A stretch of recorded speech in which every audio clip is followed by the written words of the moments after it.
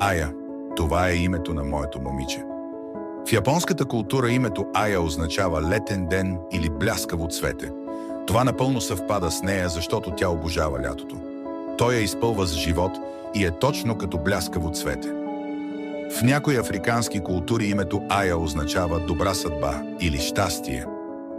Това е точно така. Тя е моята съдба и моето щастие. Никога през целия си живот не съм бил пощастлив. Тя е моята безкрайност, моята сладка и необятна вселена. За мен Ая е всичко, защото всичко започва с нея и завършва с нея, като самата азбука, започваща с буквата А и завършваща с буквата Я. Винаги съм се опитвал да намеря най-доброто описание на това. Какво точно чувствам към моето момиче, да опиша с думи реално колко много я обичам, как я обичам и защо я обичам, но уви мисля, че в никой език, създаден от човека, няма толкова силни думи.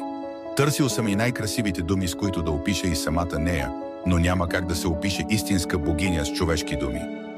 Моето момиче е съвкупност от съвършенства, като букет от най-красивите и ароматни цветя на света, надминаваща всички мои представи за перфектното момиче.